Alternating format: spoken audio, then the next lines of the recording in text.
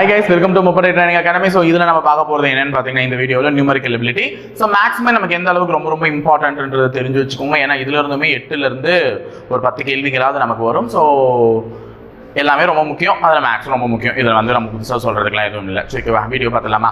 So first question வந்து என்ன கொடுத்திருக்காங்கன்னா if ABCD are 5 consecutive odd numbers and their average is அப்படினு சொல்லிட்டு கேட்டிருக்காங்க. அதாவது ABCD என்ற ஆகிய 5 தொடர்ச்சியான ஒற்றைப்படை எண்களின் சராசரி என்னன்னு கேட்டிருக்காங்க. சோ எப்பவுமே இந்த மாதிரி ஒரு क्वेश्चन கேக்குறாங்கன்னா இந்த क्वेश्चனை பார்த்த உடனே எல்லாரும் என்ன தெரியுமா ஃபிக்ஸ் பண்ணிருப்பாங்க டிவைடட் பை 5. ஏன்னா சராசரினாலே எத்தனை எண்கள் கொடுக்கப்பட்டிருக்கோ அதால வகுத்தா முடிஞ்சிடுச்சு இல்ல சார் அப்படின்னு சொல்லிட்டு நீங்க நினைப்பீங்க. ஆமா, இப்போ இங்க 5 நம்பர் கொடுத்திருக்காங்க. அவங்களே தெளிவா கொடுத்துட்டாங்க 5 நம்பர் தான் இருக்கு அப்படின்னு சொல்லிட்டு. இப்போ இந்த 5 நம்பருடைய சராசரி கேட்ட உடனே நீ என்ன பண்ணுவ?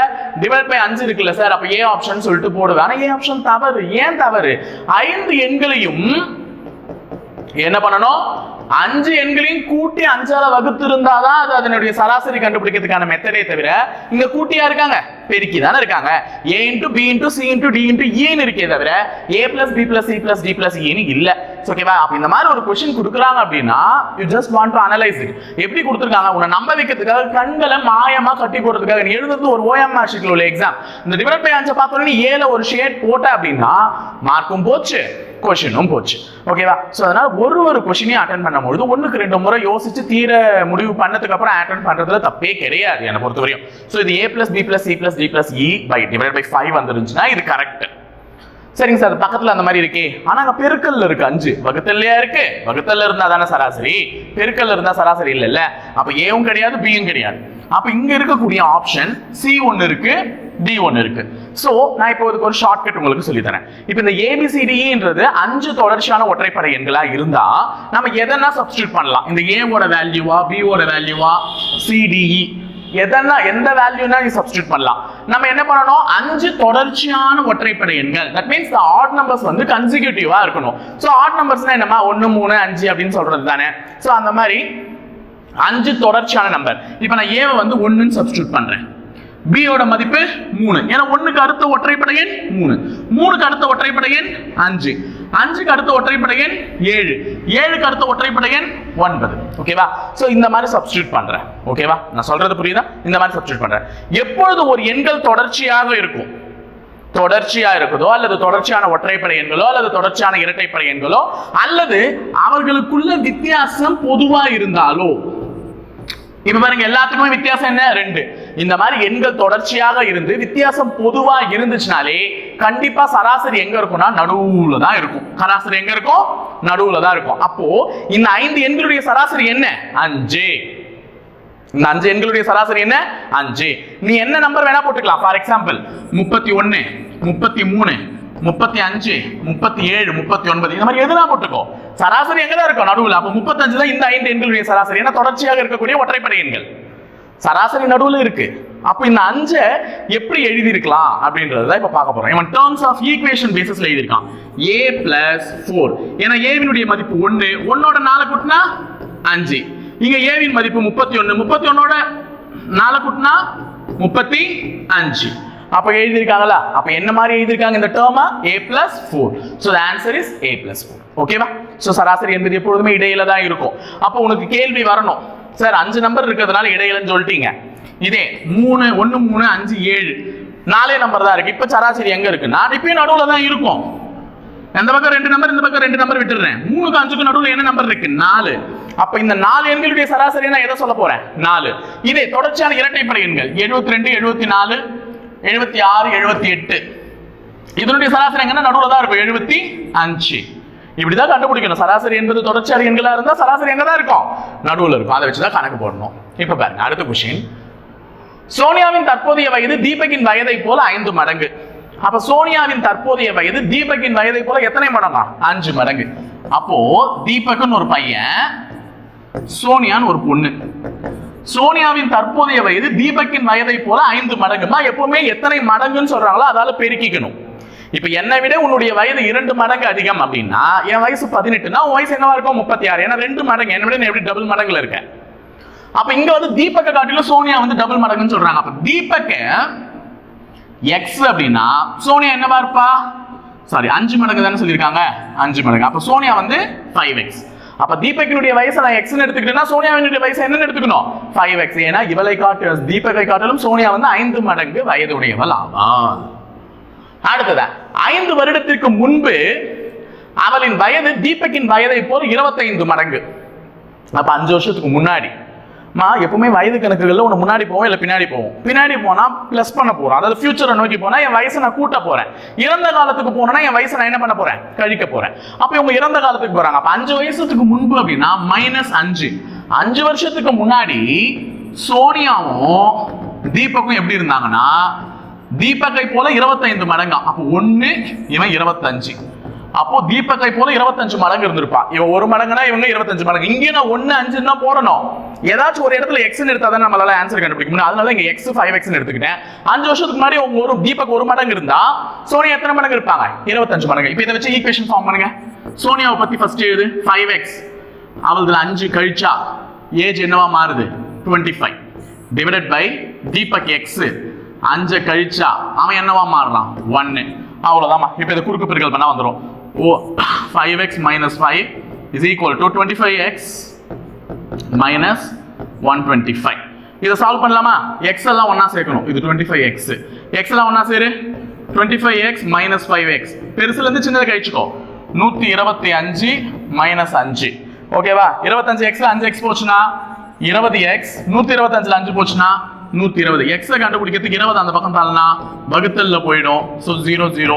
சோ x இன் மதிப்பு என்னன்னு பாத்தீங்கன்னா 6. அப்ப தீபக்கின் வயசு 6, சோனியாவின் வயசு 30. நம்மள யார் கேக்குறாங்க? சோனியாவின் தற்போதைய வயது. சோனியாவின் தற்போதைய வயது x இன் மதிப்பு எடுத்து நீங்க சப்ஸ்டிட்யூட் பண்ணிட்டேன். So answer B 30. அடுத்தது 52 சீட்டுகளில் இருந்து ஒவ்வொரு சீட்டாக 2 சீட்டை எடுக்கும் பொழுது அவை இரண்டும் ராஜாவாக இருப்பதற்கான நிகழ்தகவு என்ன? இது ஒரு மாதிரி ஒரு விசித்திரமான question. Already this question is asked in your TNUSRB board exams தான். உங்களுடைய போர்டு எக்ஸாம்ஸ்ல TNUSRB கேட்ட ஒரே क्वेश्चन தான் இது. வேற எங்கேயும் நான் எடுக்கல. ஓகேவா? சோ 52 சீட்டுகள் இருக்கு. அதுல இருந்து நான் 2 சீட்டை ஒவ்வொன்றாக எடுக்கிறேன். அதுதான் அவங்க மென்ஷன் பண்ணி இருக்கிறது. டக்குனு 2 சீட்டையும் அவன் உருவல. ஒரே நேரத்துல அந்த 2 சீட்டையும் எடுக்கல. என்ன பண்றான்? ஃபர்ஸ்ட் ஒரு சீட் எடுக்கிறான், அடுத்தது ஒரு சீட் எடுக்கலாம். இந்த மாதிரி 2 சீட்டை ஒவ்வொன்றா எடுக்கலாம். அப்ப இதனுடைய இது என்னன்னு பாத்தீங்கன்னா denominator value becomes changed. First எத்தனை சீட் இருக்கு? 52 சீட் இருக்கு. ஒண்ணா தானே எடுக்க சொல்றேன். ஃபர்ஸ்ட் சீட் எடுக்கலாம். என்ன வேணும் எனக்கு? ராஜா வேணும். நம்ம கிட்ட எப்பவுமே ராஜா எத்தனைமா இருப்பாரு? கிங். 4 கிங். ஏன்னா ஒரு ஷேப்லயே ஒரு கிங். யார் யாரு? Spade, diamond, heart, club. இந்த 4க்குள்ள ஒரு ராஜா இருப்பார். அப்ப 4 ராஜா நம்ம கிட்ட. அப்ப 52 சீட்ல 4 ராஜா தான். அப்ப நீ ஃபர்ஸ்ட் அந்த கார்டு எடுக்கும்போது 4 ராஜால இருந்து ஒரு ராஜா எடுத்துரு. அப்ப மேல 4. திருப்பியும் ஒரு கார்டு எடுக்கணும். ஃபர்ஸ்ட் கார்டு எடுத்து முடிச்சுட்டு ரெண்டாவதா இன்னொரு கார்டு எடுக்கணும். அப்ப இங்க என்ன வருதுன்னா இன்டைரக்டா ஒரு வார்த்தை மற்றும் அண்டுன்ற வார்த்தை வருது. அண்டுன்ற வார்த்தை வருது. அண்டு வந்தா என்ன பண்ணணும், ஆர் வந்தா என்ன பண்ணணும்ன்றதுல நான் நிகழ்தகவு எடுக்கும்போது நடத்தியிருக்கேன். ஆர் வந்தா நீ கூட்டணும். ஆர்னா ஒண்ணு இல்லமா அல்லதுன்ற வார்த்தை வந்துச்சுன்னா, அண்டுனா மற்றும், இது வந்துச்சுன்னா பெருக்கணும். மற்றும் வந்துச்சுன்னா என்ன பண்ணணும்? பெருக்கணும்.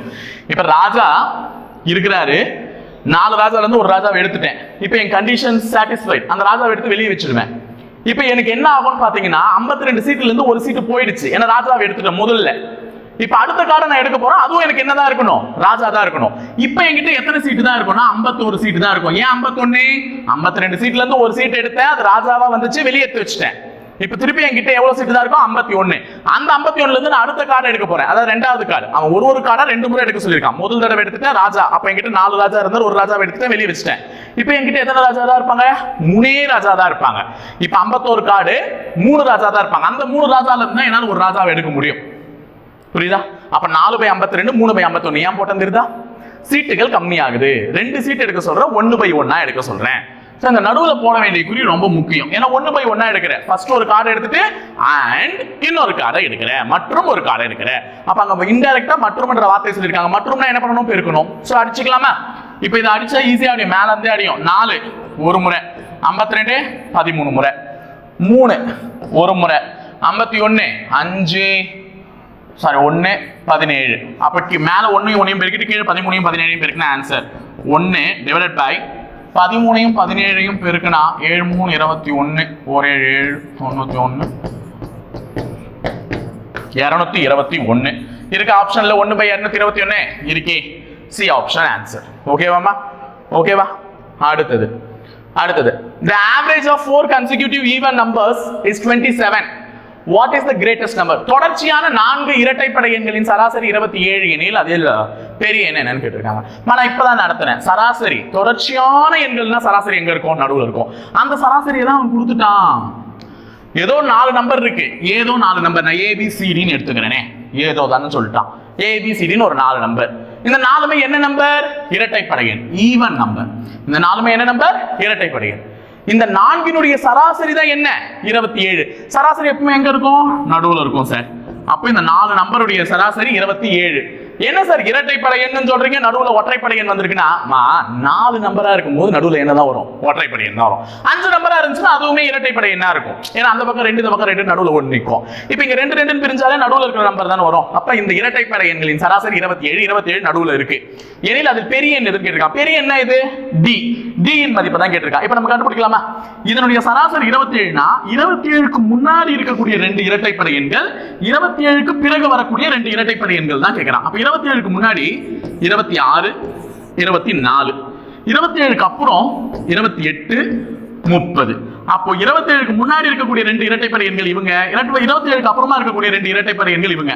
அப்ப இவங்க 4 பேரையும் கூட்டி நீ 4ஆல வகுத்திருந்தாதான் எவன் வந்தானா? 27 வந்தானா. அப்ப இதுல யார் பெரிய எண்? 30. சோ ஆன்சர் என்ன? டி 30. அவ்வளவுதான், முடிஞ்சிருச்சு. டி கேன்சல், டிலே இருக்கு பாத்தியா? சம முடிஞ்சிச்சா? அடுத்தது, ஒரு கார் ஏ என்ற நகரத்திலிருந்து பி என்ற நகரத்துக்கு 10 km/h வேகத்தில் செல்கிறது. அந்த பி என்ற நகரத்திலிருந்து ஏ என்ற நகரத்துக்கு 15 km/h என்ற வேகத்தில் செல்கிறது. காரின் சராசரி வேகம் என்ன? காரின் சராசரி வேகம், ஆவரேஜ் ஸ்பீட் கேக்குறாங்க. ஆவரேஜ் ஸ்பீடுக்கான ஃபார்முலா என்னமா? 2 ஸ்பீடு கொடுத்தா formula 2 × AB divided by A plus B. அவ்வளவுதான். 3 ஸ்பீடு கொடுத்திருந்தா 3 × ABC divided by AB plus BC plus AC. அவ்வளவுதானே. இதுதானே ஃபார்முலா நடத்துறேன். இங்க நமக்கு 2 ஸ்பீடு தான் கொடுத்திருக்காங்க. ஒன்னு 10, இன்னொன்னு 15. அப்ப A இன் மதிப்பு 10, B இன் மதிப்பு 15 எடுத்துக்கோங்க. 3 ஸ்பீடு கொடுத்திருந்தா 3 × A × B × C divided by AB plus BC plus AC. அவ்வளவுதான். சரி, ஓகேவா? ஃபார்முலா போலாமா? இப்போ நமக்கு கேட்டிருக்கிறது 2 speed. 2 × AB divided by A plus B. அப்ப 2 × 10 × 5 divided by 10 plus 5. ஓகேவா? அடிக்கலாமா? கீழே 10 யும் 5 யும் கூட்டினா 25. 2 × 10 × 5 அடிச்சா இது 3 முறை, இது 5 முறை, இது அடிச்சா இது 2 முறை. 2 2 4, 4 3 12. அப்ப 12 km/h. C option, 12 km/h. ஓகேவா? சோ அடுத்தது, ஒரு எண்ணின் 80% 32 சேர்த்தால் அதே எண் கிடைக்கும் எனில் அந்த எண் என்ன? ஒரு எண்ணின் 80% 32 சேர்த்தால் அந்த எண் என்னன்னு கேட்கறாங்க. அந்த எண்ணு தான் எனக்கு தெரியாது, அதான் எக்ஸ் தெரியாது தானே எக்ஸ். அப்ப எந்த எண்ணுன்னு எனக்கு தெரியல. அப்ப அந்த எண்ணினுடைய 80%, 80%னா எப்படி எழுதுவீங்க? 80/100. அந்த எண்ணா எக்ஸ். எக்ஸினுடைய 80% இதனுடன் 32 சேர்த்தால்னா கூட்டுறாங்க.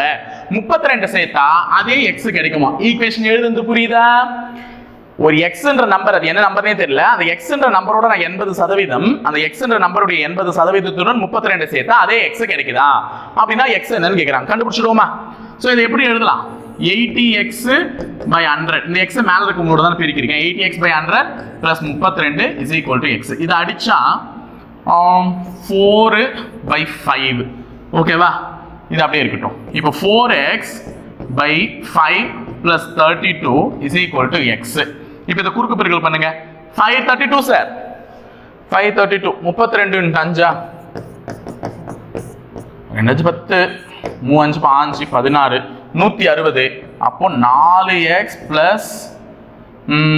160 divided by 5 = x. இந்த x அந்த பக்கம் எடுத்துட்டு, சாரி டிவிஷன்ல இருக்க 5 அந்த பக்கம் எடுத்து போனா 5x ஆயிடும்.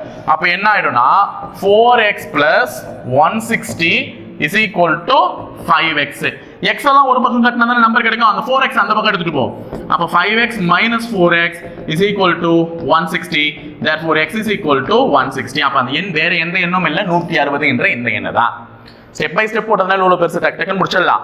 ஒன்றும் இல்லைம்மா எக்ஸினுடைய 80% 80/100 எழுதிக்கிட்டேன், அது எக்ஸினுடையது ப்ளஸ் 32 சேர்த்தா எனக்கு என்ன கிடைக்குது, அதே எக்ஸ் கிடைக்குது. அப்போ 80 சிம்பிள் பண்ணா 4/5, அப்போ 4x/5x எழுதிக்கிட்டா 32/x. கீழே இருக்கிற நம்பரோட சைடில் இருக்கிற நம்பர் பெருக்கிட்டு 160, கீழே இருக்கிற நம்பர் அப்படியே இருக்கும். இந்த 5 அந்த பக்கம் எடுத்துட்டு போனா 5x ஆயிடும். அவ்வளவுதான் பேசிக். ஓகேவா, புரிஞ்சுக்கோங்க. அடுத்தது 7வது கேள்வி.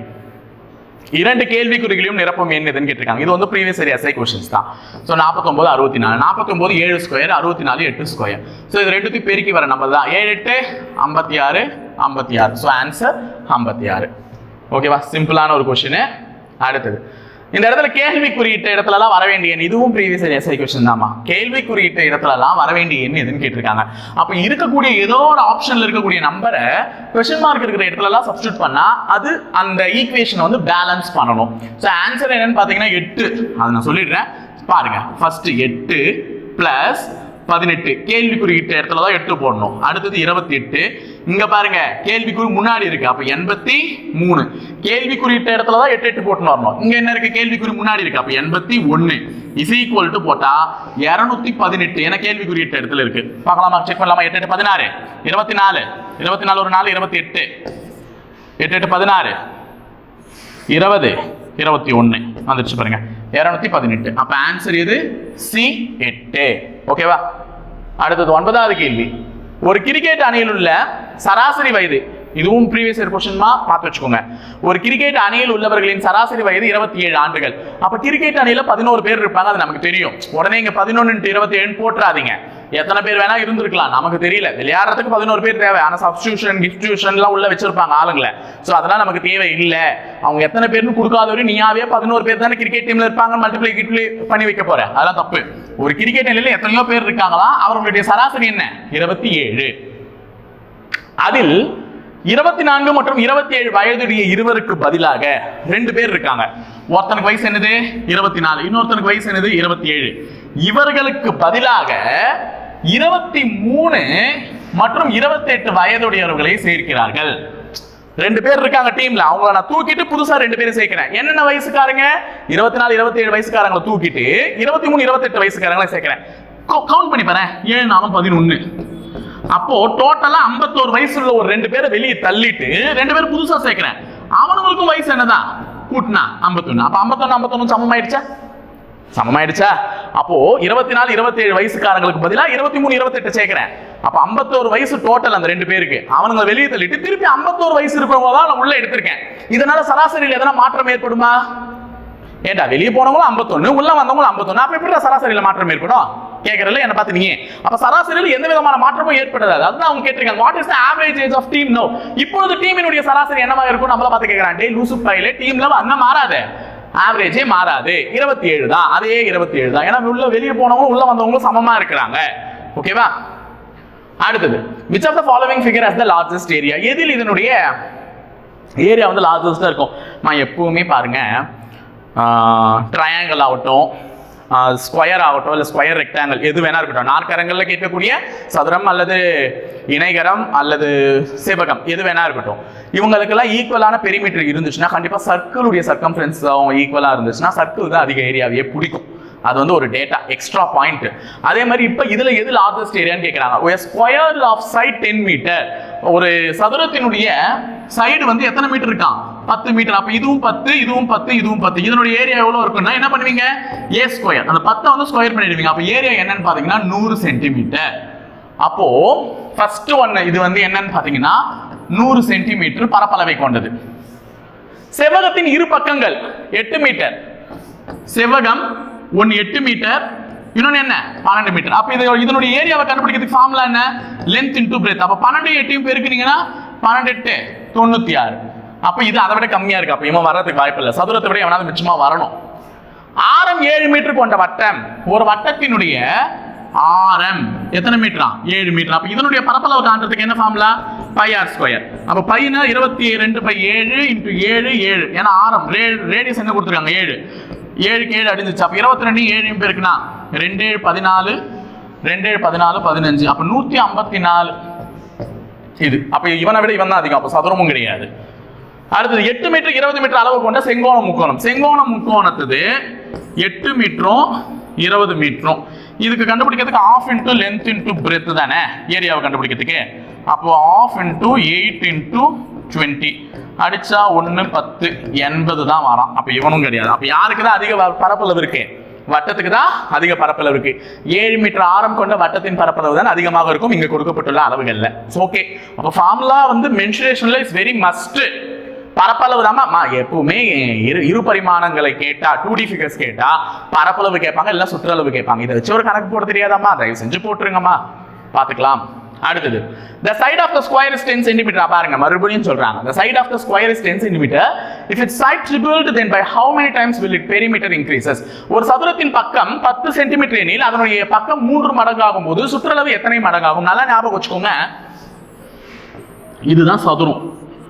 சதுரத்தின் பக்கம் எத்தனை மடங்கு, எத்தனை சென்டிமீட்டர் சொல்லிருக்காங்க? 10. அப்ப இது ஒரு 10, இது ஒரு 10, இது ஒரு 10, இது ஒரு 10.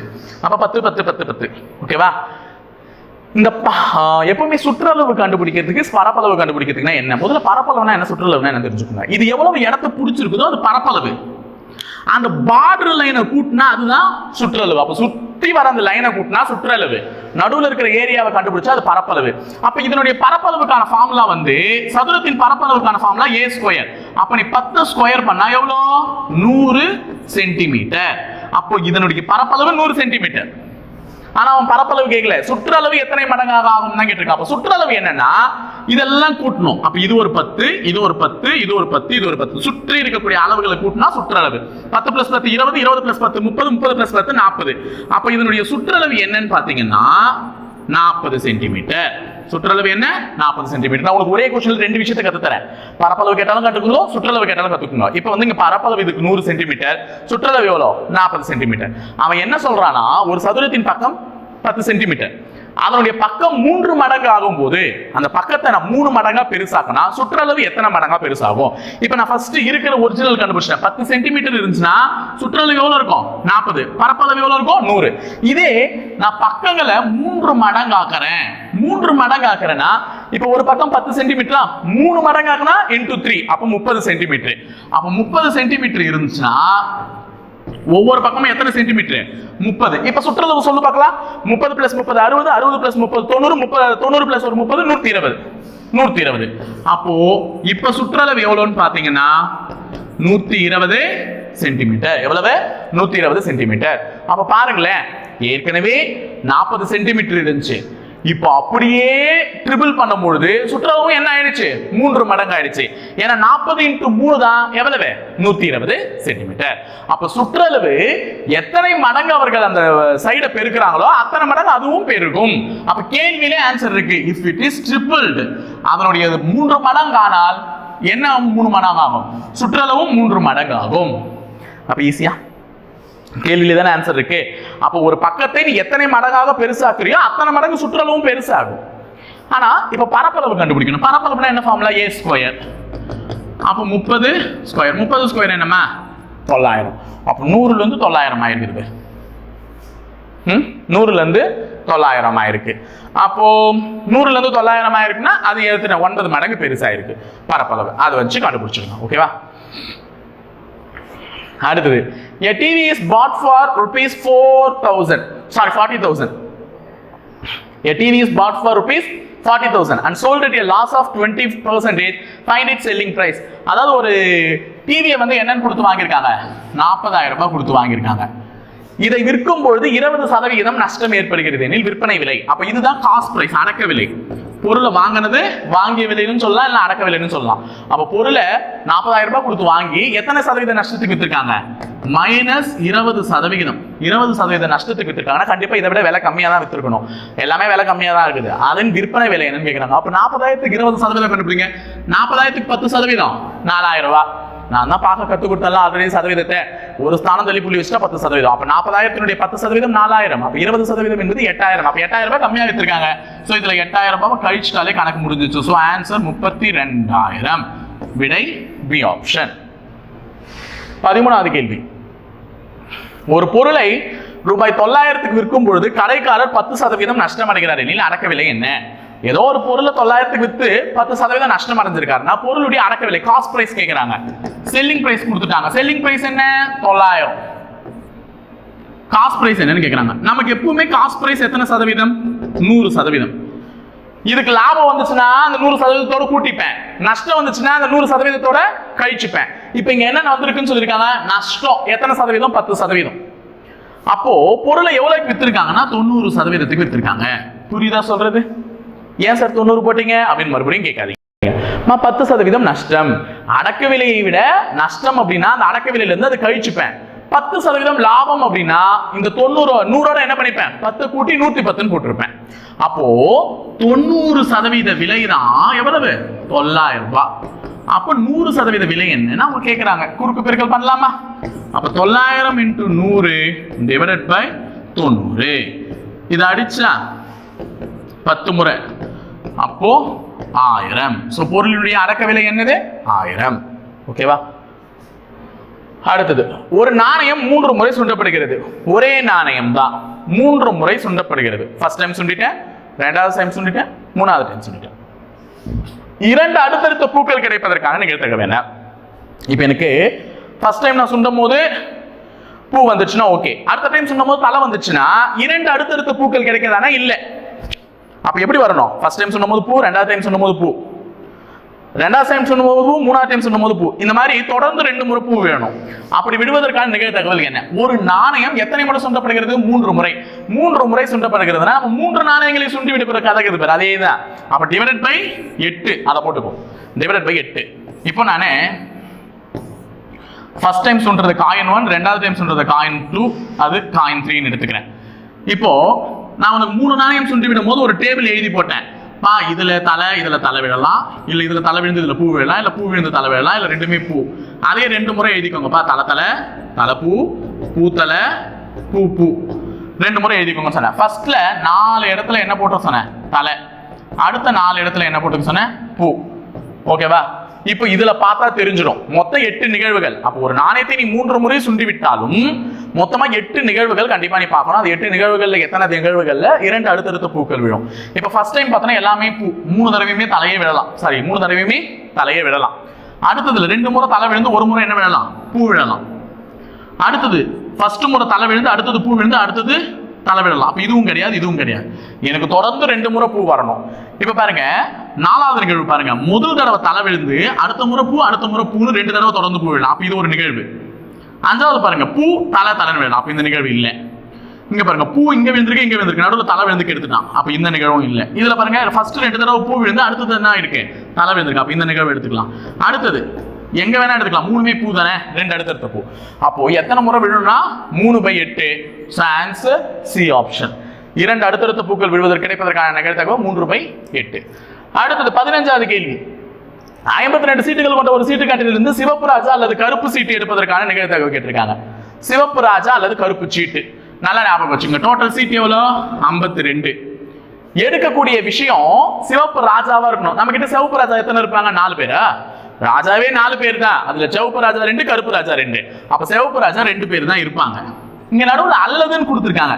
அல்லது ஆர்னால நான் என்ன பண்ண சொன்னேன்? பிளஸ். அப்ப இங்க பிளஸ் கருப்பு சீட்டு. கருப்பு சீட்டு நம்ம கிட்ட மொத்தம் இருக்கு 26மே கருப்பு சீட்டு தான். அப்ப இங்க 26 கருப்பு சீட்டு. ஏன்னா 26 கருப்பு சீட்டு, 26 சிவப்பு சீட்டு. சிவப்பு ராஜா 2 பேர், கருப்பு ராஜா 2 பேர். அதனால சிவப்பு ராஜாக்கு 2 போட்டுக்கிட்டேன், கருப்பு சீட்டுக்கு 26 போட்டுக்கிட்டேன். இது ரெண்டுத்தையும் கூட்டிக்கோங்க. 28/52. 4வது வாய்ப்பாட்டில் அடிக்கலாமா? 4வது வாய்ப்பாட்டில் அடிச்சா இவர் 7 முறை, இவங்க 13 முறை. So answer D option 7/13. ஓகேவா? அடுத்தது find the percentage. ஒரு முக்கோணத்தின் ஒவ்வொரு பக்கமும் 2 மடங்காக அதிகரிக்கப்பட்டால் அந்த முக்கோணத்தின் பரப்பளவு எத்தனை சதவீதம் அதிகரிக்கப்படுமா? இதுக்கு ஸ்கேலியன் ட்ரையாங்கிள் வச்சு அந்த S ஃபார்முலா கண்டுபிடிப்போம். ஈரோஸ் ஃபார்முலான்னு சொல்லிட்டு √S × S - A S - B × S - C. அந்த S கண்டுபிடிக்கிறதுக்கு A + B + C / டோ. அதுக்கு வந்து ரொம்ப பெரிய மெத்தட்லாம் இருக்கு. பட் ஆனால் இது ஒரு டிஃபால்ட்டான கொஸ்டின். ஒரு முக்கோணத்தின் ஒவ்வொரு பக்கமும் என்னவா இருக்கு?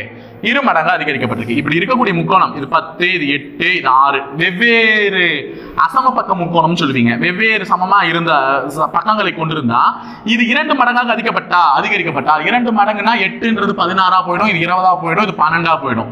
இந்த மாதிரி 2 பக்கமா அதிகரிக்கப்பட்டால் பரப்பளவு எத்தனை சதவீதம் அதிகரிக்கப்படும்னா முக்கோணம்னாலே 3. ஸோ 300% அதிகரிக்கப்படும். ஞாபகம் மட்டும் வச்சுக்கோங்க. ஓகேவா? அடுத்தது, ஒரு இணைகரத்தினுடைய ஒரு பக்கம் 18, ஒரு பக்கத்தில் இருந்து அடுத்த பக்கத்திற்கான தொலைவு 8 எனில் அவ்விணைகரத்தின் பரப்பை காண்க. ஓகேவா? ஒரு இணைகரத்தினுடைய ஒரு பக்கம், இணைகரம்னா முதல்ல எப்படின்னு மறைஞ்சுக்கோங்க, இதுதான் இணைகரம். ஓகேவா? இந்த இணைகரத்தினுடைய என்ன சொல்லியிருக்காங்க, ஒரு பக்கம் வந்து 18. அப்ப இந்த கீழே இருக்கக்கூடிய பேஸை வந்து நான் 18 சென்டிமீட்டர்னு எடுத்துக்கிறேன். இந்த பக்கத்திலிருந்து அடுத்த பக்கம், இந்த பக்கத்திலிருந்து எதிர்பக்கத்துக்கு போற இது வந்து எத்தனை சென்டிமீட்டர்னா 8 சென்டிமீட்டர் அளவை கொண்டுள்ளதெனில் அப்ப இணைகரத்தின் பரப்பு. அப்ப இது ஹைட், இது பேஸ். அப்ப இணைகரத்தினுடைய பரப்பளவை கண்டுபிடிக்கிறதுக்கு ஃபார்முலா என்ன? ஃபார்முலா தான் ஞாபகம் இருக்கணும், ஹைட் இன்டு பிரெத். எப்படி லென்த்துக்கு செவ்வகத்துக்கு என்ன சொன்னீங்க, length breadth, sorry breadth length அப்படின்னும் போது, சாரி ஏதோ ஒன்று லென்த் பிரெத் அப்படின்னும் போது இந்த ஏரியாவை கண்டுபிடிக்கிறதுக்கு என்ன சொன்னீங்கன்னா L into B. அதே மாதிரி தான் இங்க ஹைட் இன்டு பேஸ், அவ்வளவுதான். அந்த ஹைட்டையும் பேஸையும் பெருக்குனா முடிஞ்சிச்சு. அப்ப 8 into 18, 8 8 64, 4 8 8 6 14. அப்ப 144 சென்டிமீட்டர் ஸ்கொயர் தான் அதனுடைய பரப்பளவாக இருக்கும். ஓகேவா? அடுத்தது, ஒரு செவ்வகத்தின் நீள அகலங்களின் விகிதம் 4:7. ஏதோ ஒரு செவ்வகம், இந்த செவ்வகத்தினுடைய நீள அகலங்களின் விகிதம் என்ன? 4:7. அப்ப இவர் 4, இவர் 7. ஏன்னா இதுதான் பெரிய பக்கம், அது சின்ன பக்கம். 4:7 இருந்துச்சுன்னா find the length. இந்த length while its breadth is 77. அப்ப breadth 77 இருந்துச்சுன்னா length எவ்வளவு இருக்குன்னு கேக்குறாங்க. அப்ப இது 4 மடங்கு, இது 7 மடங்கு. அளவு கிடையாது, 4 சென்டிமீட்டர் 7 சென்டிமீட்டர் அளவு கிடையாது, இது அளவுகளுடைய விகிதங்கள். அப்ப என்ன சொல்றாங்கன்னா இந்த 7 விகிதம் தான் எவ்வளவா? 77. அப்படின்னா 4 எவ்வளவா இருந்துரும் கேக்குறேன், 44. ஏன்னா இது ரெண்டுத்தையும் அடிச்சா தான் 4:7 வரும். அப்ப ஆன்சர் 44. ஈஸி, கேள்வியிலே பதில் இருக்குது. அடுத்தது, find the area of the right angled triangle whose base is 12 cm and hypotenuse is 13 cm. ஒரு செங்கோண முக்கோணத்தின் அடிப்பக்கம் 12. செங்கோண முக்கோணம்னா இதுதான், இதனுடைய அடிப்பக்கம் எவ்வளோ? 12 சென்டிமீட்டர். கர்ணம் எவ்வளோ? 13 சென்டிமீட்டர். அப்ப இது என்னன்னு கண்டுபிடிக்க சொல்றோம். அதனுடைய பரப்பளவு தான் கேட்கிறாங்க, நம்ம இந்த பரப்பளவு தான் காணணும். அந்த பரப்பு தெரியறதுக்கு இந்த பக்கம் இருக்கக்கூடிய லென்த் அவசியம். பேஸ் மட்டும் தெரிஞ்சா போவாது, லென்த் தெரிஞ்சாதான் நம்மளால பரப்பளவே காண முடியும். இவங்க என்ன பண்ணிருக்காங்க, லென்த்தையும் பிரெத்தையும் கொடுத்துருந்தா ஈஸியா ஃபார்முலால சப்ஸ்டிட்யூட் பண்ணிருப்போம். ஃபார்முலா என்ன? ஏரியா கண்டுபிடிக்கிறதுக்கு half into length into breadth. half into length into breadth எதுக்கு? செங்கோண முக்கோணத்துக்கு. ஆனா லென்த்தே கொடுக்கலையே, அப்ப இது ரெண்டுத்தை வச்சு லென்த் நம்ம கண்டுபிடிக்கணும்ல. நான் ஆல்ரெடி சொன்னேன், செங்கோண முக்கோணம்னாலே பித்தாகரஸ் தியரம் வரும். பித்தாகரஸ் தியரம் வரனாலே ஒரு சில வேல்யூஸ் டிஃபால்ட்டா ஞாபகம் வச்சுக்க சொன்னேன். கர்ணத்தினுடைய மதிப்பு 13ன்னு வரணும்னா இந்த ரெண்டு பக்கத்தினுடைய மதிப்பு ஒன்று 12 இருக்கணும், இன்னொன்னு என்ன இருக்கணும்? 5. கர்ணத்தினுடைய மதிப்பு 10ன்னு வரணும்னா இங்க என்ன இருந்திருக்கணும்? 6 8. அங்க 5ன்னு வரணும்னா இங்க என்ன இருந்திருக்கணும்? 3 4. இப்படி நிறைய விஷயங்கள் இருக்கு. சோ நம்ம இங்க 13 வந்திருக்கு, அப்ப 13 வந்துருந்துச்சுனால இங்க 12. அப்ப லென்த் எவ்வளவு இருந்திருக்கணும்? 5. ஓகேவா? ஃபார்முலாவும் இருக்கு, h square plus h square is equal to l square plus b square. அதை வச்சு கூட நீங்க அப்ளை பண்ணி கண்டுபிடிச்சிடலாம். ஆனா இதனுடைய மதிப்பு தான் நான் ஆல்ரெடி நிறைய முறை நடத்திருக்கேன் பித்தாகரஸ் தியரத்துல. அப்ப இங்க 5 அதை கண்டுபிடிச்சிட்டேனா நான் போய் எடுத்து போய் சப்ஸ்டிட்யூட் பண்ணு. 1/2 into 5 into 12. இப்போ இதை அடிக்கலாமா? 1 இது 4. கரெக்டா? சாரி 6. ஓகேவா? 6 5 என்னதுமா? 30 சென்டிமீட்டர் ஸ்கொயர். ஸோ ஆன்சர் வந்து ஏ ஆப்ஷன். அடுத்தது 20வது கேள்வி. ஒரு குடும்பத்தின் செலவு மற்றும் சேமிப்புகளின் விகிதம் 5:3. செலவு 3500 எனில் சேமிப்பு என்னன்னு கேட்கிறாங்க. அப்போ செலவு மற்றும் சேமிப்பு இவைகளுடைய விகிதங்கள் கொடுத்திருக்கான். செலவு எத்தனை பங்கு? 5 பங்கு. சேமிப்பு எத்தனை பங்கு? 3 பங்கு. இவங்க 2 பேருக்கு செலவு வந்து கொடுத்துட்டாங்க 3500னா சேமிப்பு எவ்வளவுன்னு கேட்கறாங்க. அப்ப 5 பங்கு தான் 3500. அப்ப 3 பங்கு என்னன்னு கேட்கறாங்க. அப்ப இதை வச்சு சால்வ் பண்ணு. ஃபர்ஸ்ட் இவர் 5x, இவங்க எப்பவுமே நம்ம x தான் எடுத்துக்கணும் ரேஷியோல. 5x is equal to எவ்வளோ? 3500. அப்ப x கண்டுபிடிச்சா இங்க இருக்கக்கூடிய 3xல x போட்டு ஆன்சர் கண்டுபிடிச்சிடலாம். அப்ப x கண்டுபிடிக்கிறதுக்கு 5 இந்த பக்கம் போச்சுன்னா என்னவாயிடும்? வகுத்தல். அடிக்கலாமா? 7 முறை. சோ 700. அப்ப x இன் மதிப்பு என்னது? 700. 5x is equal to 3700. Sorry 500. அப்படின்னா 3x is equal to என்ன? இப்போ x இன் மதிப்பு 700 கண்டுபிடிச்சேன். அதை எடுத்து போய் சப்ஸ்டிட்யூட் பண்ணா 3 × 700 எவ்வளவு வரும்? 2100. ஏன்னா 3 7 21 2 0 இருக்கிறதுனால 2 0 ஆட் பண்ணிட்டேன். சோ 21வது கேள்வி. 48% 64%. இது வந்து மெத்தட் தாமா. நான் ஆல்ரெடி இது வந்து நடத்தியிருக்கேன். அந்த சட்டின் மதிப்பு என்னன்னு கண்டுபிடிக்க சொன்னேன். ஸோ ஈஸியாக இதனுடைய வேல்யூஸை கண்டுபிடிச்சிருக்கலாம். எனக்கு தெரிஞ்சு டக்குன்னு சொல்லிடுவேன். Okay, if 48% of A is equal to 12% of B அப்படின்ற மாதிரி நான் ஒரு கேள்வி நடத்திருப்பேன். பர்சன்டேஜ் நடத்தும் போதும் சரி, ரேஷியோ ப்ரொபோர்ஷன் நடத்தும் போதும் சரி, இந்த மாதிரி ஒரு விஷயத்தை நான் கம்பல்சரி நடத்தினேன். ஸோ அந்த மாதிரி நடத்தினாலே வேல்யூஸ் என்ன பண்ணுங்க, மாற்றி மாற்றி போட்டுக்குன்னு சொன்னேன். இவன் தான் A, இப்போ இவன் தான் என்ன B. அப்ப ஏவின் இத்தனை சதவீதம் பியின் இத்தனை சதவீதத்திற்கு சமமாக இருந்தால் அங்க பியினுடைய மதிப்பை கண்டுபிடிக்க சொல்றாங்க. நான் இதுக்கு முன்னாடி விகிதம் கண்டுபிடிக்க சொல்லியிருப்பேன். இப்போ இங்க பியினுடைய மதிப்பை கண்டுபிடிக்க சொல்றாங்க. நான் இப்ப என்ன பண்ணுவேன்னா A/B is equal to B க்கு சொன்னது A-க்கும் A-வுக்கு சொன்னது B-க்கும் மாத்தி போட சொன்னேன். இது நான் நடத்தினேன் ஏற்கனவே, இந்த மாதிரி ஒரு கொஸ்டின் நடத்திருக்கேன். எப்பவுமே இப்படி சொல்லும் போது மாத்துங்க. இங்க A இருக்க வேண்டிய இடத்துல என்ன இருக்கான் 48, B இருக்க வேண்டிய இடத்துல என்ன இருக்கான் Z. இப்போ என்ன கேக்குறாங்க 64/48. ஓகேவா? சோ இதை இப்ப கண்டுபிடிக்கணும்னு சொல்றாங்க. அப்போ நம்ம ஜட்டினுடைய மதிப்பை கண்டுபிடிக்கணும்னா ஜட் அந்த பக்கம் போகணும், இவங்க எல்லாம் இந்த பக்கம் வரணும். அப்ப ஜட்டினுடைய மதிப்பை கண்டுபிடிக்கணும்னா 48 × 48 divided by 64 is equal to Z. ஓகேவா? ஏன்னா Z இந்த பக்கம் போயிட்டா இன்டு Z ஆயிடுவான். இவங்க ரெண்டு பேரும் இங்க பக்கம் போனா தலைகீழா மாறுவாங்க. அப்ப 48 48 64 வரும். ஓகேவா? சோ இதை அடிச்சா ஈஸியா ஆன்சர் கண்டுபிடிக்கலாம்ல. 2 டேபிள்ஸ்லனா அடிச்சுக்கோ, 4 டேபிள்ஸ்லனா அடிச்சுக்கோ, அது உங்க விருப்பம். ஓகேவா? அடிச்சலாமா நம்ம 2 டேபிள்ஸ்ல அடிக்கலாம். 24 32 ஸோ 16 12 4 டேபிள் அடிச்சா 3 4 அடிச்சா 1 2 12 3 என்னம்மா 36. ஜட்டின் மதிப்பு என்னது 36. ஓகேவா? அடுத்த கேள்வி, 12 பசுக்கள் ஒரு புல்தரையை 10 நாட்களில் மேய்கின்றன எனில் 20 பசுக்கள் அதே புல்தரையை மேய எத்தனை நாட்கள் ஆகும்?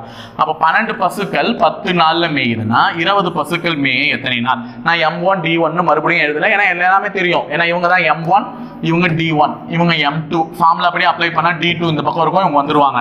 ஸோ இது 2 முறை, இது 1 முறை, அடிச்சா 6. அப்போ எத்தனை நாட்கள்ல மேய்து முடிச்சிடும்? 6 நாட்கள்ல மேய்து முடிச்சிடும் 20 பசுக்கள்.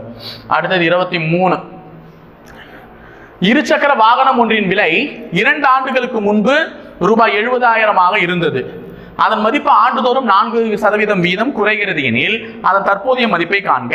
அப்போ 2 ஆண்டுகளுக்கு முன்னாடி எவ்வளவு இருந்திருக்கு? 70,000 இருந்திருக்கு. ஓகேவா? அதனுடைய மதிப்பு ஒவ்வொரு வருஷத்துக்கும் எத்தனை சதவீதம் குறையுதுன்னா 4% குறையுதுன்னா 2 ஆண்டு கழிச்சு, இது நம்ம டிஃபால்ட்டா கணக்கு போடணும்னு அவசியம் இல்லை. ஜஸ்ட் இந்த வேல்யூனுடைய 4% கண்டுபிடிச்சு கேன்சல் பண்ணாலே முடிச்சிடலாம். இப்போ 70,000க்கு 4%, முதல்ல 70,000க்கு 10%, 7,000, 1% 700. 2 அப்படியே பின்னாடி வந்தா வந்துரும்ல. அப்ப 70,000க்கு 1% 700னா 4% எவ்வளோ? 2,800. ஏன்னா 700 நான் எதால பெருக்கிக்கிறேன்? 4ஆல பெருக்கிக்கிறேன். அப்ப 2,800 ரூபாய் ஃபர்ஸ்ட் வருஷம் கம்மியா இருக்கு. எத்தனாவது வருஷம்? ஃபர்ஸ்ட் வருஷம் கம்மியா இருக்கு. அப்ப கம்மி பண்ணா 10ல 8 போச்சுனா 2, 9ல 2 போச்சுனா 7, இங்க 6 வந்துருக்கும். அப்ப முதல் வருடத்தின் முடிவில் 67,200 ரூபாய் இருந்திருக்கு. அப்ப 2வது வருஷம் செகண்ட் இயருக்கு என்ன பண்ணுவீங்க? இதனுடைய 1% என்ன? 672. அந்த 672 எதால பெருக்கிக்கும்? 4ஆல பெருக்கிக்கும். 4ஆல பெருக்கினா 4% கிடைச்சிடும். 2 நாள் 8, 7 நாள் 28, 6 நாள் 24, 26. அப்ப 2,688 ரூபாய் கம்மியாயிருக்கும். அப்ப இதை கழிக்கணும். ஃபர்ஸ்ட் இதை கழிச்சா அடுத்தது இதை கழிச்சா 2 வருஷத்துல கம்மியாயிடும். ஸோ 10ல 8 போச்சுன்னா 2, 9ல 8 போச்சுன்னா 1, 12 முடிகிற மாதிரி எதனா ஆப்ஷன் இருக்கா? இருக்கே, இங்க தான் 512. செக் பண்ணிக்கோங்க. இதுக்கோ இங்க வந்து 11ல 6 போச்சுன்னா 5 வரும். ஸோ 6ல 2 போச்சுன்னா 4, அடுத்தது 6 அப்படி இருக்கும். 64,512. அப்ப 64,512 தான் ஆன்சர். ஓகேவாமா? அடுத்தது HCF of 2 numbers is 8. ஏதோ 2 எண்கள், அந்த 2 எண்கள் x ஆக இருக்கலாம், y ஆக இருக்கலாம். அந்த 2 எண்கள் எதுன்னு எனக்கு தெரியாது. ஆனா இந்த 2 எண்களுடைய மீபோவா என்ன? 8 எனில் கீழ்கண்ட எண்கள் எந்த எண் அவற்றின் மீசிமாவாக இருக்க முடியாதுன்னு சொல்லிட்டு கேட்கறாங்க. மீசிமானா எல்சிஎம்மா இருக்க முடியாது. ஒரு 2 எண்களுடைய மீபோவா HCF 8 இருந்துச்சுன்னா கண்டிப்பா எல்சிஎம்மும் 8ஆல் அடிப்படக்கூடிய நம்பரா தான் இருக்கணும். HCF எந்த நம்பர் கொடுக்குறாங்களோ அதே நம்பரால தான் கண்டிப்பா எல்சிஎம்மும் அடிப்படணும். ஓகேவா? அந்த நம்பர்கள் அப்ப இதுல 8ஆல் அடிப்படக்கூடிய நம்பர் வந்து அதனுடைய எல்சிஎம்மா இருக்கும், வாய்ப்பு இருக்கு. 8ஆல் அடிப்படாத ஒரு நம்பர் தான் அதனுடைய எல்சிஎம்மா இருக்க வாய்ப்பு இல்லை. 24 8ஆல் அடிபடுமா? அடிபடும். 48 8ஆல் அடிபடுமா? அடிபடும். 56 8ஆல் அடிபடுமா? அடிபடும். அப்ப 60 தான் 8ஆல் அடிபடாது. சோ அதுதான் விடை. அவற்றினுடைய மீசிமாவாக இருக்கவே முடியாது. அடுத்தது, அனிதா என்பவர் 15% வட்டி விகிதத்தில் ரூபாய் 5,000 கடனாக பெறுகிறார். 2 வருடம் கழித்து அவர் முடிவில் செலுத்த வேண்டிய வட்டி தொகை என்னன்னு கேட்டிருக்காங்க. சிம்பிள் இன்ட்ரெஸ்ட் தான். PNR by 100. அப்ப பிரின்சிபல் எவ்வளோ? 5,000 ரூபாய் வாங்கியிருக்காங்க மேடம். எத்தனை வருஷத்துக்கு? 2 வருஷத்துக்கு. ரேட் ஆஃப் இன்ட்ரெஸ்ட் எவ்வளோ 15%. 100 2 0 2 0 கேன்சல். அப்போ 2 5 30 30 ஒரு 5 3 5 3 5 5 ஒரு 0 இருக்கு 2 0 சாரி 30 அங்க இருந்துச்சுல்ல சாரி 1500. அப்ப 1500 வட்டியா என்ன பண்ணுவாங்க செலுத்துவாங்க. ஓகேவா 2யும் 5யும் பெருக்கி 30 ஆக்கிக்கிட்டேன். 30யும் 50யும் பெருக்கணும் 3 5 5 2 0 இருக்குதுன்னா 2 0 போட்டுக்கிட்டேன். அப்ப 1500 ரூபாய் என்னவா செலுத்துவாங்க வட்டியா செலுத்துவாங்க.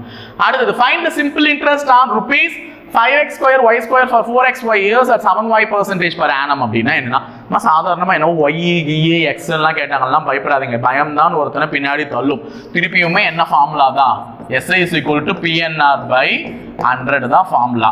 சோ அவங்க கொடுத்திருக்கக்கூடிய பிரின்சிபல் எவ்வளவு ரூபாய்க்கு பதில் இவங்க அந்த அல்ஜிப்ராயிக் ஈக்குவேஷன் கொடுத்திருக்காங்க. அப்ப 5x square y square எத்தனை வருஷத்துக்கு என்னன்னா எத்தனை வருஷம் 4xy.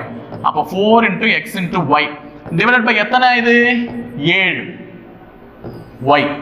இப்படி பண்ணா என்ன அப்படின்னு நம்மள கேக்குறாங்கம்மா. அவ்வளவுதாம்மா.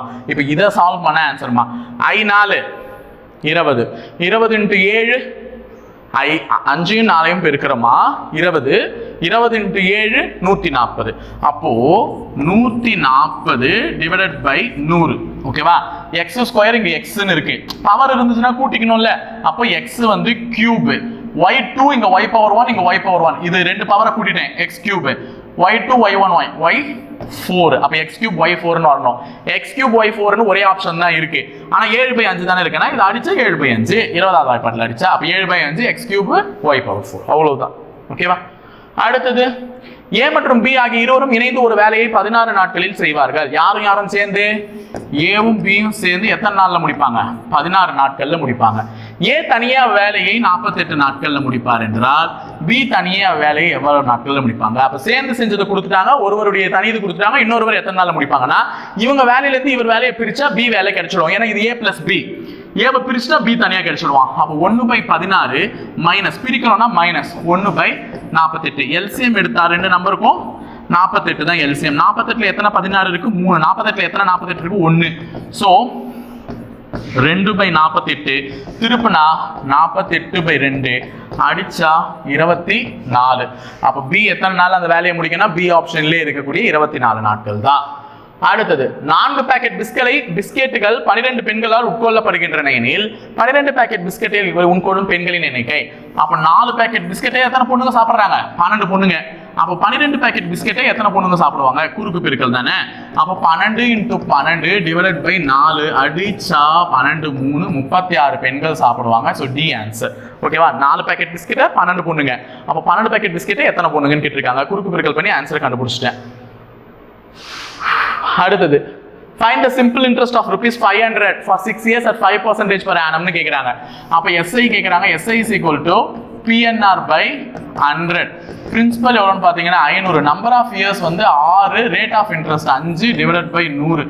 2 0க்கு 2 0 கேன்சல். IR 30 30 into 5 வந்து 150. So answer option is C 150. அடுத்தது A என்பவர் ஒரு வேலையை 20 நாட்களிலும் B என்பவர் அதே வேலையை 30 நாட்களிலும் செய்து முடிப்பவர்கள். அப்ப A வந்து 20 நாட்கள்னா 1/20. B வந்து 30 நாட்கள்னா 1/30. இருவரும் சேர்ந்த வேலையை செய்து முடிக்க எத்தனை நாட்கள் ஆகும்னு கேக்குறாங்க. அப்ப A plus B 1/20 plus 1/30. So ரெண்டுத்துக்கு எல்சிஎம் எடுத்தா 60. ஏன்னா 30 வந்து 20வது வாய்ப்பாட்டுல வராது. சாரி 20 வந்து 30வது வாய்ப்பாட்டுல வராது. 30 ரெண்டாவது பேருக்குன்னா 60 60 20வது வாய்ப்பாட்டுலயும் வரும் 30வது வாய்ப்பாட்டுலயும் வரும். 60ல எத்தனை 20 3. 60ல எத்தனை 30 2. சோ 5/60 கண்டுபிடிக்கிறதுக்கு தலைகீழா திருப்பணுமா 60/5 அடிச்சா 12. சோ ஆன்சர் ஆப்ஷன் டி 12 நாட்கள். 31வது கேள்வி. ஒரு பெட்டி தக்காளியின் விலை தக்காளி இருக்கிற விலைக்கு பாருங்க தக்காளியின் விலைன்னு தான் கொஸ்டினே வந்திருக்கு. ஒரு பெட்டி தக்காளியின் விலை 200 சார். 1 கிலோவே 200 சார். நீங்க என்ன சார் ஒரு பெட்டி சொல்றீங்க இது ஏதோ ஒண்ணு. ஓகே ஒரு பெட்டி தக்காளியின் விலை என்ன 200. வேந்தன் அவரிடம் 13 பெட்டிகளை வாங்குவதற்கான பணம் இருந்தது. அப்போ வேந்தன் கிட்ட எவ்வளவு பணம் இருந்திருக்குன்னா 200 ரூபாய் ஒரு தக்காளி பெட்டியினுடைய விலைனா 13 பெட்டி அவர் வாங்குவாராம். அப்ப 13 into 200 எவ்வளவுமா 13 2 26 2 0 இருக்கிறதுனால இங்க போட்டுட்டேன். அப்ப 2600 ரூபாய் இருக்கு யாருக்கிட்ட வேந்தன் கிட்ட. அப்ப 13 பெட்டி வாங்குறாருன்னா 2600 ரூபாய் இருக்கு யாருக்கிட்ட வேந்தன் கிட்ட. ஒரு பெட்டியின் விலை ரூபாய் 260 என அதிகரித்தால் 2600 ரூபாய் வச்சுன்னு பார்த்தா சும்மா இருப்பானே, இவங்கிட்ட தான் இவ்வளவு காசு இருக்கேன். பொட்டி 200 ரூபாய் இல்லப்பா, 260 இப்ப விலையை ஏத்திட்டாங்க. அப்ப ஏற்கனவே 200 ரூபாய் இருந்துச்சு. அப்ப வேந்தன் எண்ணி பாக்குறான், அப்ப நம்ம கிட்ட 13 பெட்டி வாங்கலாம்ப்பா அப்படின்னு காசு எடுத்து எண்ணி பாக்குறான். உடனே கடைக்காரன் என்ன பண்றான், அது நேத்து விலை, இன்னைக்கு எவ்வளவு விலை, 260. பெட்டியினுடைய விலை என்ன ஆயிடுச்சு, அதிகரிச்சிருச்சு அப்படின்னு சொன்னா இப்ப வேந்தனால் எத்தனை பெட்டிகளை வாங்க முடியும்? அப்போ 2600 ரூபாய் வச்சுட்டு இருக்கான். இப்ப விலை 260 ரூபான்னு மாறிடுச்சுன்னா எத்தனை பெட்டி வாங்க முடியும்னா இதை அடிச்சு சொன்னா முடிஞ்சிச்சு. இங்க ஒரு 0 இருக்கு, அப்படி 10 பெட்டி வாங்கணும். அப்ப ஏற்கனவே 13 பெட்டி வாங்கினா 2600 ரூபாய் வச்சு இப்ப 260 ரூபான்னு சொல்லிட்டாங்கன்னா 2600 ரூபாய் 260 அடிச்சா 10 பெட்டி இப்ப வாங்கலாம். ஆன்சர் எத்தனை பெட்டி வாங்க முடியும்? இப்ப தக்காளி 10 பெட்டி. என்னால 10 தக்காளியே வாங்க முடியல, 10 பெட்டி தக்காளிக்கு எங்க சார் போறது? ஒரு நாளில் 10 மணி நேரம் என்பது எத்தனை சதவிகிதம் கேட்கிறாங்க. ஒரு நாளில் 10 மணி நேரம், ஒரு நாளைக்கு எத்தனை மணி நேரம்? 24 மணி நேரம். அந்த 24 மணி நேரத்துல 10 மணி நேரம் எப்பவுமே இந்த மாதிரி தான் கேட்பாங்க.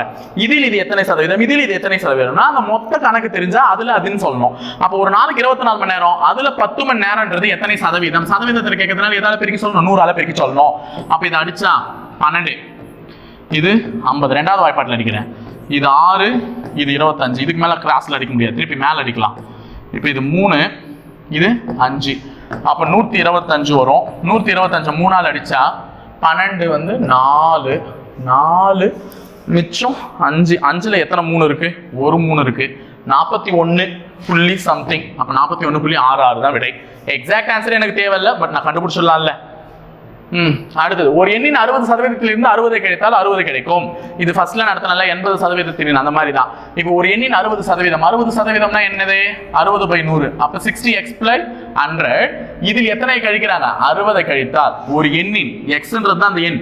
அந்த எண்ணின் 60% 60 கழித்தால் எவ்வளவு கிடைக்குமா? 60 தான் கிடைக்கும். எனில் இது மாதிரி கேட்பாங்க ஒரு கொஸ்டின், நல்லா ஞாபகம் வச்சுக்கோ. இப்போ இதை அடிச்சு சொன்னா இங்க அடி. இப்போ இதை அடிச்சா 3, கீழே வந்து என்ன 5. அப்போ 3x/5 - 60 = 60. இப்போ இந்த 5 காமன், 5யும் 6யும் பெருக்குனா 300. அப்போ 3x - 300 = கீழே இருக்கக்கூடிய 5 அந்த பக்கம் போகணும்.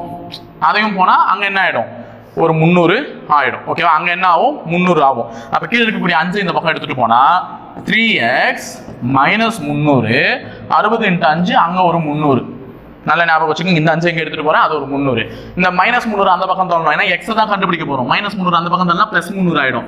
அப்ப 3x = 300 + 300 எவ்வளவு வரும்? 600. அப்ப x கண்டுபிடிக்கணும்னா பெருக்கல்ல இருக்கிறவங்க நம்ம வகுத்துல எடுத்துட்டு போங்க. சோ 600/3 அடிச்சா x இன் மதிப்பு 200. அப்ப x 200, டி ஆப்ஷன். ஓகேவா? அடுத்தது, மேத்தமெட்டிக்ஸ் என்பது இவ்வாறு எழுதியிருந்தால் எத்திக்ஸ் என்பது எவ்வாறு எழுதுவாங்கன்றதெல்லாம் உங்களுக்கே தெரிஞ்ச ஒரு கொஸ்டின் தான், ஈஸியா போட்டிருப்பீங்க. எத்திக்ஸ் எங்க இருக்கு? எனக்கு ரொம்ப தலைவலிக்குது. எங்க இருக்குன்னு தெரியல, பட் ஆனா கண் எனக்கு ரொம்ப அந்த வெளிச்சத்துல எனக்கு இங்கெல்லாம் சரியாவே தெரியல லெட்டர்ஸ். ஓகே, இந்த கொஸ்டின்ஸ் உங்களுக்கு நல்லா கிளியரா விசிபிளா இருக்கும். மேபி இதை பார்த்துட்டு கீழே கமெண்ட் பாக்ஸ்ல மறக்காம கமெண்ட் பண்ணுங்க. ஓகேவா? அடுத்தது 35. 10,000 25% மதிப்பின் 15% என்பது டேஷ் ஆகும். அப்ப 10,000. இந்த 10,000 25% 15% என்ன அப்படின்னு கேட்கலாம். 15னா 15/100, 25னா 25/100. எவ்வளவு ரூபாய்க்கு? 10,000 ரூபாய்க்கு. அடிக்கலாமா? 2 0க்கு 2 0 கேன்சல், 2 0க்கு 2 0 கேன்சல். அப்ப 25 5 பெருக்குனாலே answer 25 × 5 5 25, 2 5 10 12 25. So 5 7 3 375. Answer option is a. ஓகேவா? அவ்வளவுதான்.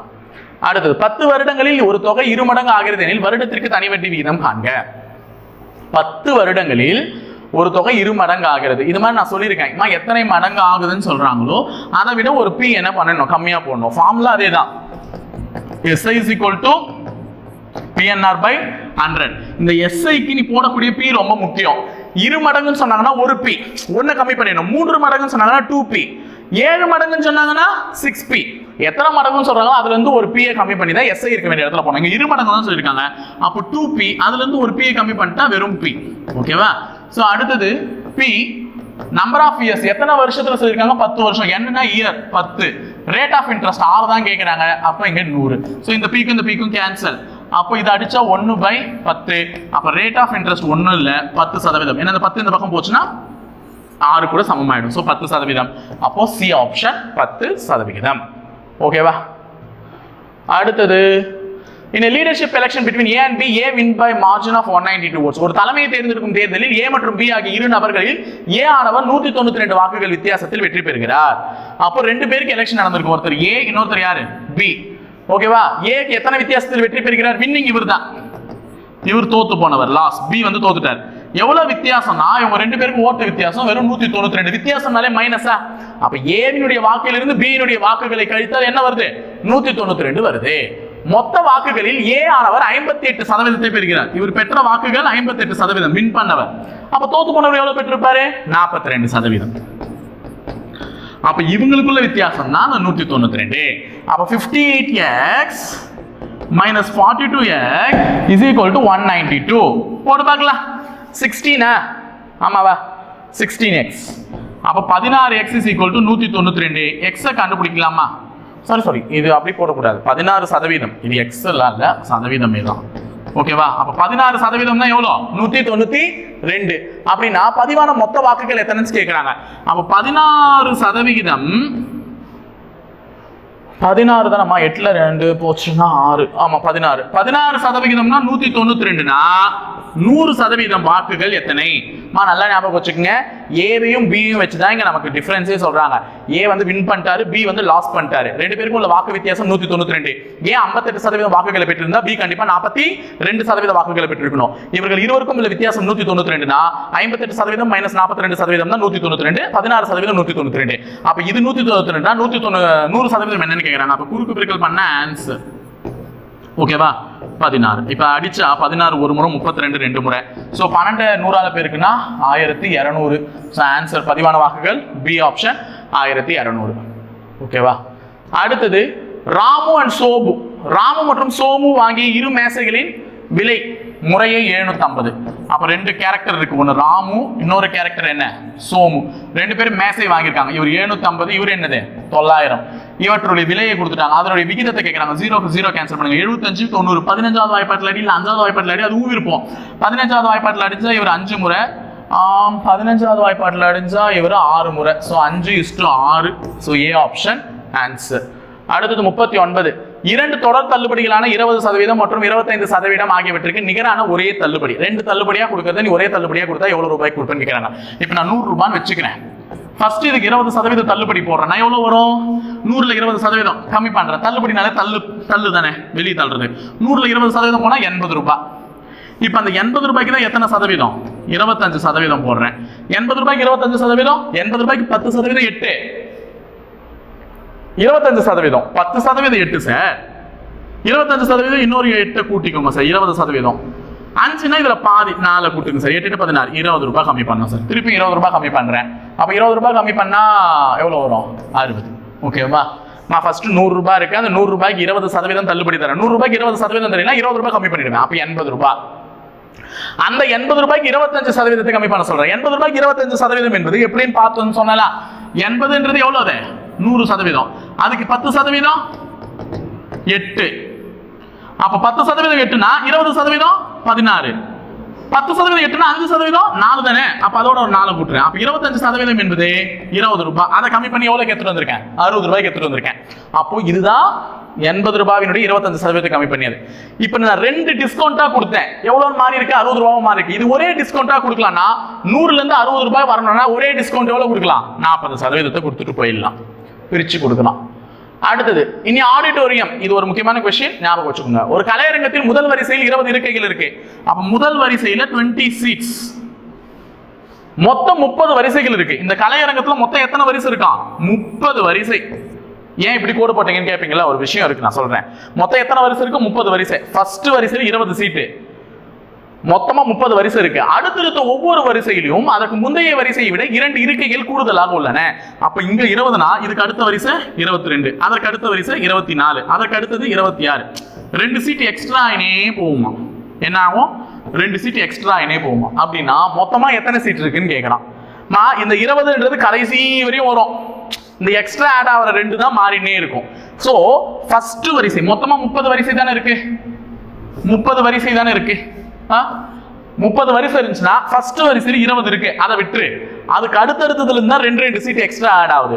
அப்போ 30 வரிசையில முதல் வரிசையை விட்டுட்டு பாக்கி இருக்கக்கூடிய 29 வரிசையிலயும் 2 சீட் எக்ஸ்ட்ரா ஆட் ஆகும். அப்ப 29 × 2 2 9 18 2 4 5 அப்ப 58 சீட் எக்ஸ்ட்ரா இருக்கு 29 வரிசையில. இந்த 20 சீட்ன்றது எல்லாத்துலயுமே காமன் தானே, ஆமாவா இல்லையா? எல்லாத்துலயுமே காமன். அப்ப 20 ஆட் பண்ணா 78. அவன் மொத்தம் எத்தனை சீட் இருக்குன்னு கேட்கல, இறுதி வரிசையில் அந்த 30வது வரிசையில எத்தனை சீட் இருக்குன்னு கேட்கறாங்க. 30வது வரிசையில அப்ப 30வது வரிசையில எத்தனை சீட் இருக்குன்னா இந்த 20 சீட் அப்படியே இருக்கும். இந்த 2 கூடின்னு வருது பாரு, அதுதான் இங்க எக்ஸ்ட்ராவா சேர்ந்து நிற்கும். அப்போ 30வது வரிசையில எத்தனை சீட் இருக்கும்? 78. புரிஞ்சுச்சா? ஃபர்ஸ்ட்ல இருக்க 20 அப்படியே போட்டுக்கிட்டு அந்த 29 வரிசையில 2 சீட் ஆட் ஆகிறதுனால 28 × 2 போட்டு 58 கண்டுபிடிச்சு 2 கூட்டி 78 சொல்லிட்டேன். ஓகேவா? முடிஞ்சுதா? இணைந்திருங்கள் காவலர்களே, தொடர்ந்து பயணிப்போம் முப்படை பயிற்சி மையத்தில். நன்றி.